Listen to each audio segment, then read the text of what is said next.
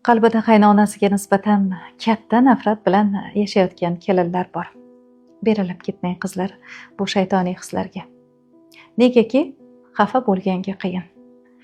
Chunki vaqtlar kelib endi mazza qilib yashayman degan vaqtingizda tanaga ko'chib qoladida qalbdagi bu og'riqlar.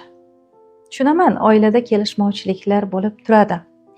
Qaynonangizdan xafa bo'ldingizmi? G'azablandingizmi? Boring, yana biroz uyingizga kirib, ko'z yosh qilib yig'lab oling. Ko'nglingizni bo'shatib oling. Xohlasangiz g'o'draning, u deng bu deng, lekin bu holatda uzoq qolib ketmang. O'zingizni qo'lga oling, shaytonga oshno bo'lib qolmang demoqchiman-da.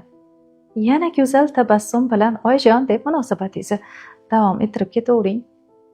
Jonim qizim, siz hali juda ham yoshsiz, ammo oradan ko'z ochib yumgunizcha 20-25 yil o'tadi ketadi. Siz ham kelinli bo'lasiz va o'shanda qaynona holatini taningiz bilan sezasiz. Negaki 40 yoshdan keyin har bir ayolda gormonal muvozanat o'zgarishni boshlaydi.